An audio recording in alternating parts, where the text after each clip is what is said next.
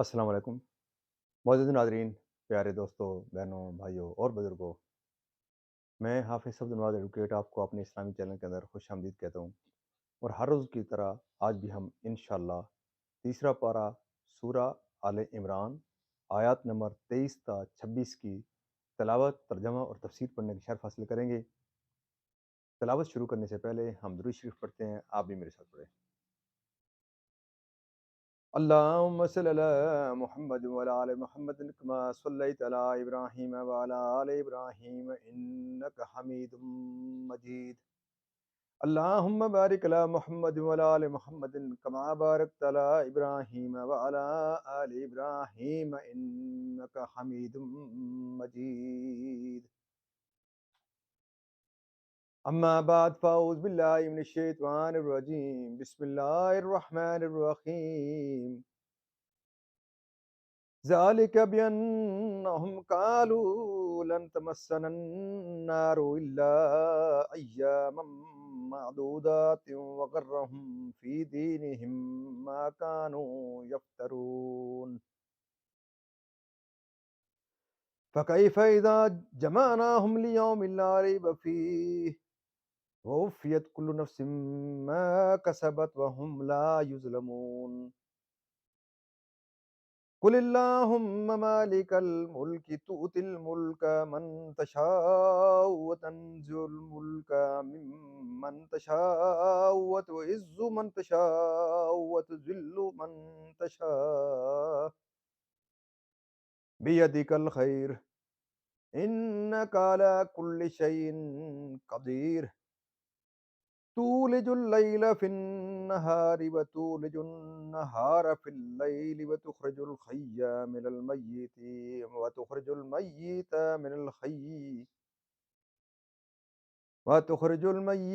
من الحي وترزق من تشاء بغیر حساب.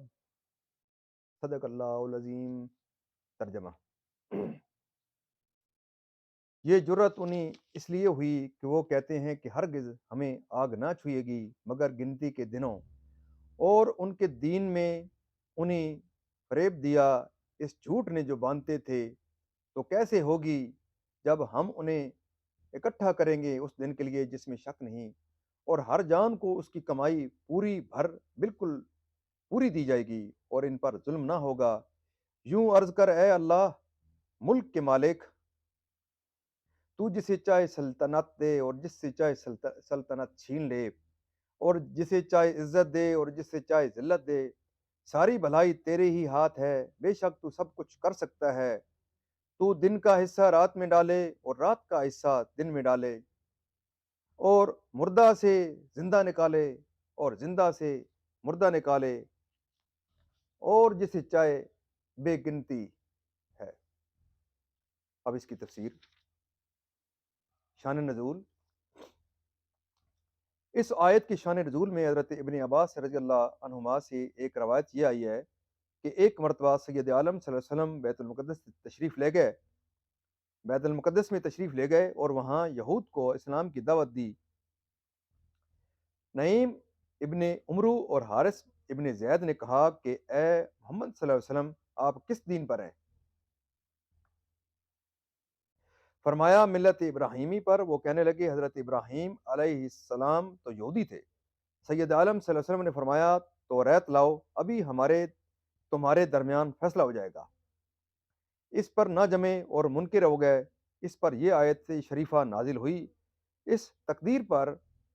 آیت میں کتاب اللہ سے تو ریت مراد ہے۔ انہی حضرت ابن عباس رضی اللہ عنہما سے ایک روایت یہ بھی مروی ہے کہ یہود خیبر میں سے ایک مرد نے ایک عورت کے ساتھ زنا کیا تھا، اور توریت میں ایسے گناہ کی سزا پتھر مار مار کر ہلاک کر دینا ہے۔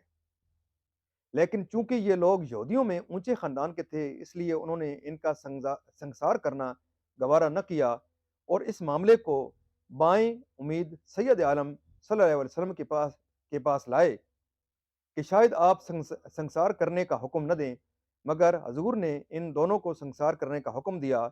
اس پر یہود طیش میں آئے اور کہنے لگے کہ اس گناہ کی یہ سزا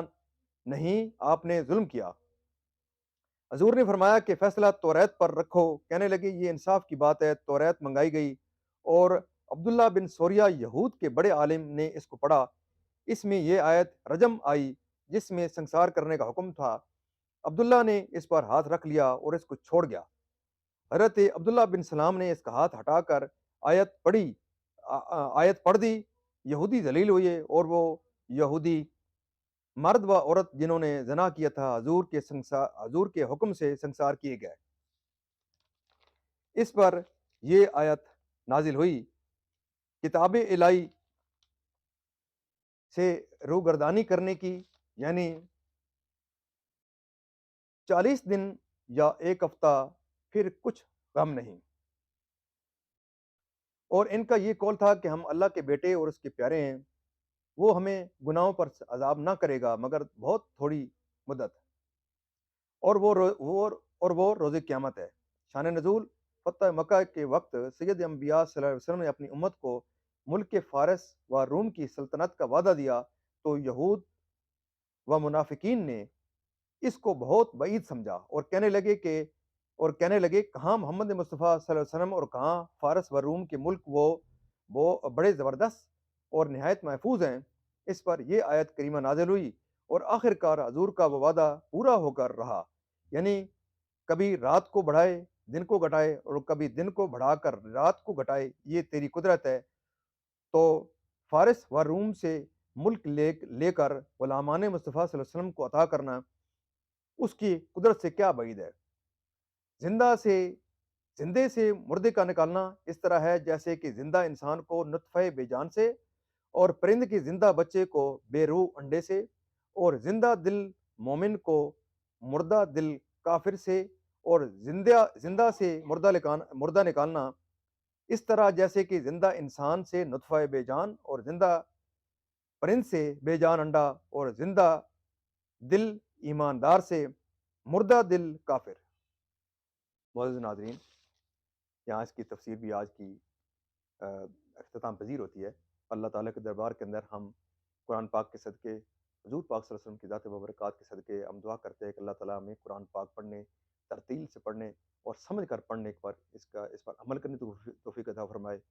پیارے دوستو، اللہ تعالیٰ کے دربار کے اندر ہم حضور پاک صلی اللہ علیہ وسلم کی ذات مبارکات کے صدقے، قرآن پاک کے صدقے دعا کرتے ہیں کہ اللہ تعالیٰ ہمیں قرآن پاک کے احکامات کے مطابق، حضور پاک صلی اللہ علیہ وسلم کی پاک سیرت کے مطابق ہمیں اپنی زندگیاں تبدیل کرنے اور گزارنے کی توفیق عطا فرمائے۔ پیارے دوستو، اللہ تعالیٰ کے دربار کے اندر ہم قرآن پاک کے صدقے، حضور پاک صلی اللہ علیہ وسلم کی ذات مبارکات کے صدقے دعا کرتے ہیں کہ اللہ تعالیٰ